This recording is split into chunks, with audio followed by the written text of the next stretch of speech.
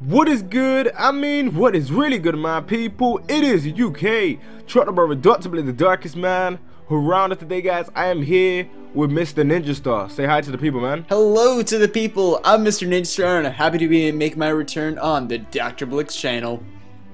Yeah, it's always great to have you yet again, and today we are going to be predicting the next chapter of One Piece. So I'm gonna give it over to Ninja to say what he feels will happen in the chapter and what he feels things will go down, because the last chapter kind of surprised a lot of people, because with the news that this arc could potentially be a lot longer than we thought, especially with Wano happening to 1 to 2 years.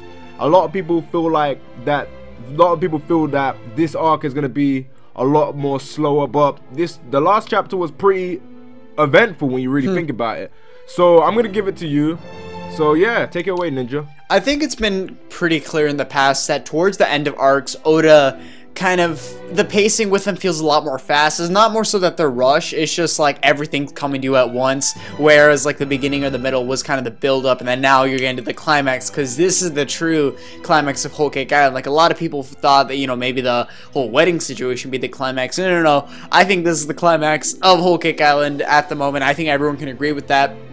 And what the last chapter did is set up so much, and I feel one of the biggest details from that chapter is probably going to set up for 887, which is the next chapter, set to come out this Thursday. So I think it's mostly going to be a beige and oven centered type chapter.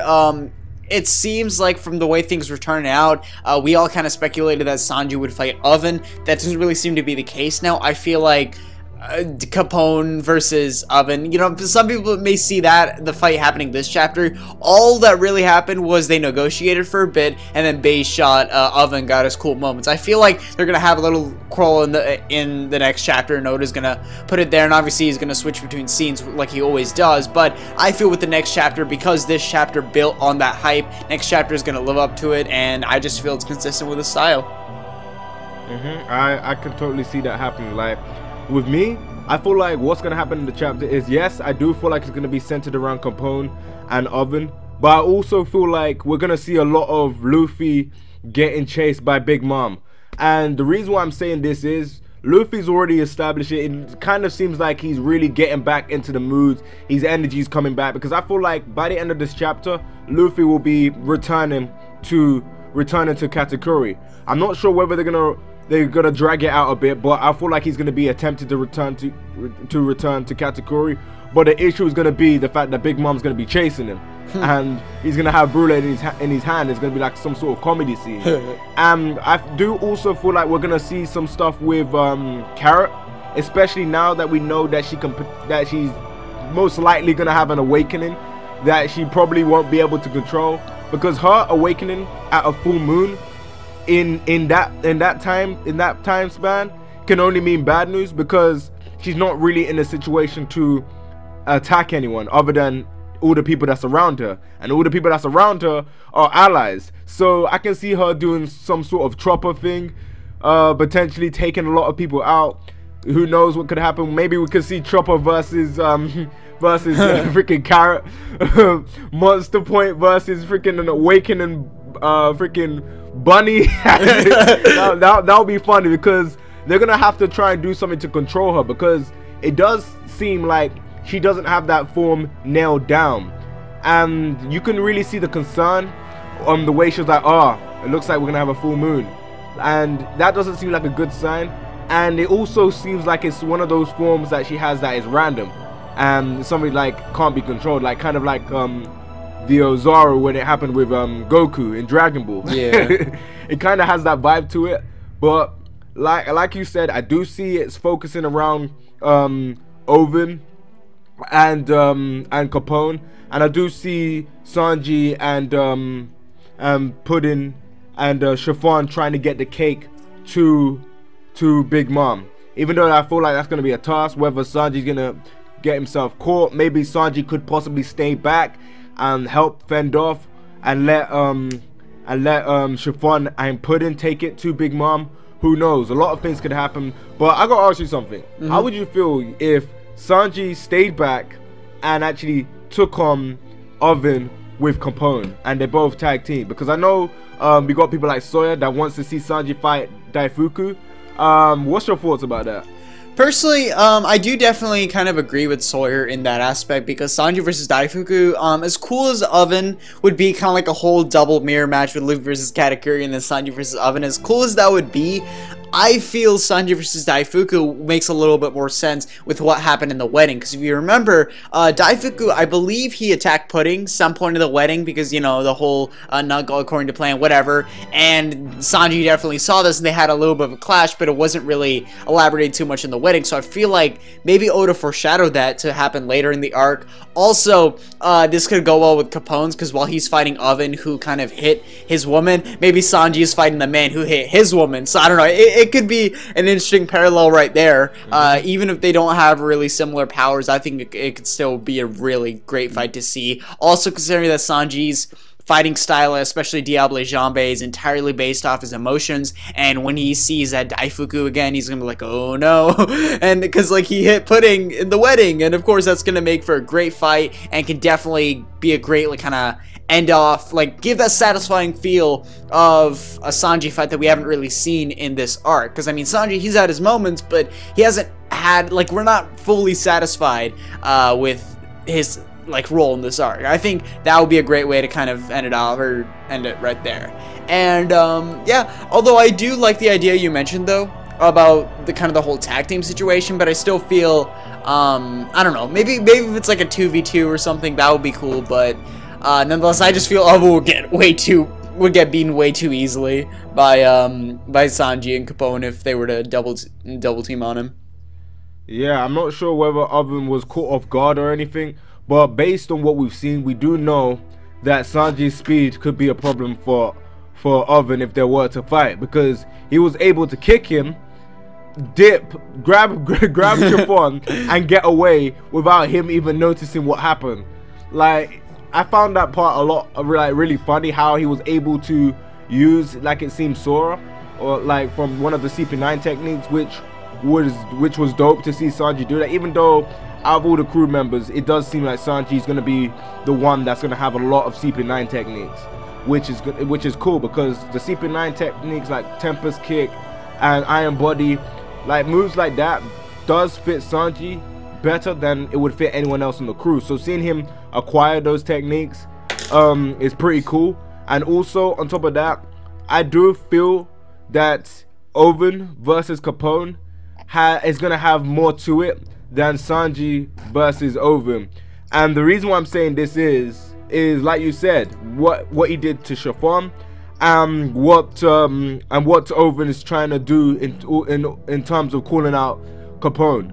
So with Daifuku, there's a little bit more history to it, and the hype for that battle will be a lot greater than Oven, because it looks like Oven doesn't seem to be on the same level as Sanji, right, by the looks of things. Like, but just based on what we've seen, obviously that could be a lucky shot, who knows, but based on what we see, it looks like Sanji is levels above him, because Sanji's like, oh, let me quickly kick him. And that wasn't just a quick kick, that was a heavy kick. The guy was on his back and everything. Like, it was so quick and so powerful. And like, and the worst part about it was, it didn't really seem like Sanji was really trying. Like, there was no Diable Jambe, it was just a regular kick. So it does seem like if they were to fight, I feel like Sanji will blow him out the water. Like, it will just be blown back. But with Daifuku, I feel like Daifuku's a lot more stronger, and he'll be levels above. Like, it's kind of giving me a tiny bit of the vibes in terms of how this is structured, because we know Big Mom's a big bad villain. Like in what's it? I want to say, like in Enies Lobby. Yeah. The big bad villain was the government, but the major person that Luffy was fighting was Rob Lucci. That's true. Rob Lucci wasn't really the main villain. He was just working for someone, and that's the same with Katakuri. Katakuri isn't necessarily the main villain. He's just working for a big organization, or should I say a big group known as the Big Mom Pirates. So it's kind of similar in terms of that aspect. And then you gotta kind of look at the era that they were fighting in. It's kind of similar as well. Not really obviously it's a different location, but how it's a place where there's only them two, everybody else is in different locations, everyone else is doing their thing, and it's only them two in one area. So based on what what's his name, Rayleigh said, Luffy's gonna improve a lot. And there's one thing that I gotta put out there: the fact that Haki and the fact that fighting stronger opponents is gonna help Luffy get stronger automatically tells, like, Oda's automatically telling us that there's no need for a second time skip.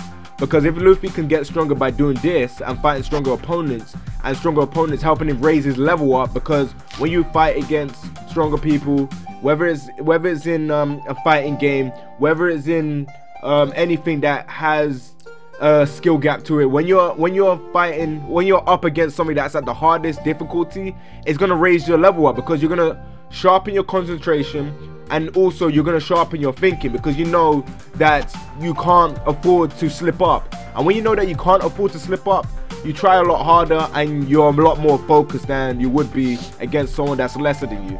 On top of that, another thing you got to keep in mind as well is the fact that observation haki is pretty much like stamina, because you guys know, like, if you watch boxing or if you watch any sport that requires stamina, the longer it continues, the more your concentration goes. Like, that's why in certain sports like boxing or football, or how you Americans say soccer, there's a moment where people say, oh, that person had a lapse of concentration, because observation haki is being calm and also having the concentration there. But if the fight gets dragged out, the longer the fight is, the less you concentrate. It's going to be harder to keep your concentration level up, because you get more and more tired and fatigued. So seeing all those stuff, there's a lot of interesting stuff that could happen. And now that Luffy knows what he can do, obviously, if he was to fight Katakuri straight on, Katakuri's gonna blow him out the water. But there's always ways around it, because there's one thing about One Piece that people keep forgetting: styles make fights. And when styles make fights, if you go around the person's weakness or go for the person's weakness, then you always have a chance, especially in a series like One Piece. It's not like Dragon Ball where strength and speed are everything. It's more of a mindset and how you're going to exploit the opponent's weakness, if you can exploit the opponent's weakness. But I feel like I've been rambling for too long. Did you got anything else to add to what I've said? Yeah, I just want to add, kind of going off what you said about the whole styles make fights and the whole hockey blooming. It does kind of change up the whole situation with the battle, because I remember before this chapter, a lot of us were kind of saying, okay, maybe Luffy, and I was one of those people, Luffy is going to maybe get a new Gear 4 to kind of mirror what happened earlier in this arc, because Oda loves to make those parallels, so it only seemed natural, and I guess that's not the case. Luffy's going to more so use his hockey, and I guess that makes sense, you know, given the context of everything that's going on right now in Whole Cake Island. And like we were saying, I feel like it is definitely quite similar to the Luffy versus Lucci in little aspects, but I also think because Luffy is now starting to understand observation haki a lot more, because it's starting to bloom, because he's starting to get more used to it, he's definitely gonna improve in this battle. And when he wins this, he's not just going to help the Straw Hats get out of Whole Cake Island. He's essentially going to help himself, because after this arc, okay, you may say what you will about this arc, but this arc definitely proves that there's no need for a second time skip right now, because Luffy is already learning so much about himself, about Yonko territory, everything like that, and I think this fight's a great indicator of, you know, what's to come in the future, and how I still feel Luffy's going to win.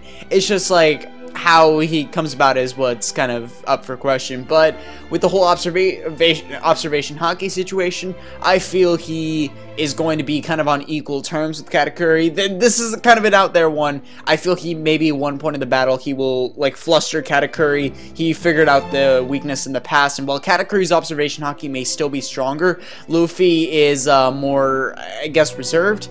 Katakuri is a little bit too flustered at what's going on right now, and that is how Luffy's gonna beat him, by overpowering his will compared to Katakuri's. And this is where the parallels between this and Rob Lucci fight comes in, because two people who now are on somewhat equal footing, it's only a battle of willpower, and I feel Luffy, also consider that hockey is hockey also means willpower. I feel Luffy's gonna beat Katakuri due to his willpower, due to him starting to get more used to observation haki, and yeah, that's all I had to say. I totally agree. I was gonna say I totally agree with that, because if you look at Luffy's situation and what's riding for him compared to Katakuri, Luffy's got more to lose. Luffy's got way more to lose than Katakuri, and like you said, willpower and motivation is what drives people to winning. fights, what drives people to winning in general. And if you got more riding on it, and you know that you got more riding on it, and you know that you got to win and there's no other option for losing, then you're obviously going to try a lot harder. And that's what Luffy understands. Luffy understands that the longer the fight is, the more frustrated Katakuri is gonna be, because Katakuri sees himself as the superior opponent, which he is. So if you know that you're superior and stronger to someone and you still can't finish them off quickly and they still keep coming back and back, no matter how calm-hearted you're saying you're gonna be, you are gonna get frustrated. And that's what Luffy's gonna do to Katakuri. He knows that he's gonna drag out the battle as long as possible, and he's gonna beat him based on frustrating Katakuri and based on draining him down. And you gotta look at this as well. A lot of people are saying, oh, now we're back to square one. But now that Luffy's gotten away from Katakuri, he's had time to reflect on what's happening. And one thing that people underrate about Luffy's Devil Fruit is his defensive capabilities in terms of recovery. Because it's made out of rubber, once you stretch out rubber, once rubber has been like hit or even been in any damaged condition, for the most part it can recover from it really quickly. So when you stretch it out, it will just recover back to the same size. And that's the same thing with Luffy using all these gears and using all this stuff for his body. Like, people need to keep in mind that Luffy's had time to reflect on it. He's thought about what Rayleigh said, he's thought about what he needs to do, and now he has the willingness to catch up to Katakuri and actually obtain the power that he has. And there's one thing about Luffy that you guys gotta know, and don't be surprised by this if it happens. When Luffy, the only reason why Luffy was able to go second gear is because he was able to see CP9's techniques and mold it into his own style.